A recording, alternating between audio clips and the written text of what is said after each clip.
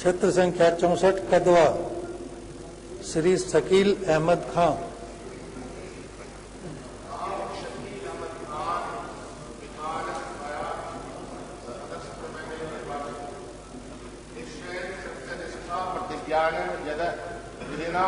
स्थापित भारतस्य संविधानं प्रति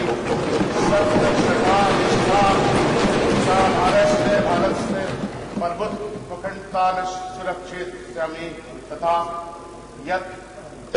यत्पन ग्रह तुमी धतुष्यं तथा तस् कत्यामिनी सदा पूर्वक निर्वक्ष्यामि। आ जाइए।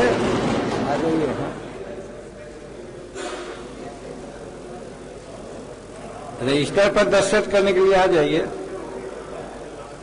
इन्होंने आज शपथ लिया और शपथ के साथ ही चर्चा भी तेज होगी। शकील साहब, आज आपने सब लोग उर्दू में ले रहे थे शपथ, मैथिली में ले रहे थे, हिंदी और अंग्रेजी में, आपने संस्कृत में शपथ लिया और तब से चर्चा तेज है। पहली बात तो उर्दू मेरी मादरी जुबान है और मैं उसके लिए, उसकी बका के लिए और उसको आगे बढ़ने के लिए लड़ता रहता हूँ, विधानसभा में और बाहर भी।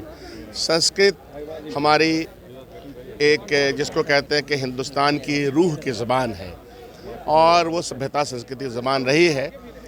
अंतकाल में आहिस्ते आहिस्ते वो आम इंसानों की ज़बान बनी नहीं। ज़बान के ताल्लुक़ से मैंने पढ़ाई की है तो संस्कृत मुझे ऐसे भी अच्छी लगती है। तो तमाम ज़ुबानें अच्छी हैं, किसी ज़बान के प्रति भेदभाव नहीं हो, यह पॉलिसी होनी चाहिए गवर्नमेंट की। ज़बानें किसी पर थोपनी भी नहीं चाहिए, ये पॉलिसी होनी चाहिए गवर्नमेंट की। मॉडर्न ज़ुबान जो है आज के दिन में हिंदुस्तान में और बिहार में मैथिली, उर्दू, भोजपुरी, इसके साथ बिहार प्रशासन का क्या रवैया है, ये भी मेरा कटाक्ष है। किस तरह से बर्ताव है, टीचर नहीं है, पढ़ने वाला बच्चा चाहता है मैं अपनी मादरी ज़बान में पढ़ूं, तो मादरी ज़बान में पढ़ने के लिए टीचर की उपलब्धता नहीं है। तो ये सब सवाल खड़े करती है बिहार प्रशासन के सामने। एक जो विधायक हैं अख्तारुल इमाम, उन्होंने उर्दू में एक शब्द हिंदुस्तान को लेकर सवाल खड़ा किया, उन्होंने संशोधन की बात कही थी और आप थे कि संस्कृत में शपथ ले रहे थे, मतलब क्या, मैसेज क्या है? आपने कहा कि देश तो विविधताओं का देश है, कट्टरपंथ सोच का देश है ही नहीं। यह कट्टरपंथ सोच चाहे भारतीय जनता पार्टी करे, आरएसएस करे, एमआईएम करे, कोई भी करे, यह देश विविधताओं से भरा हुआ समंदर है।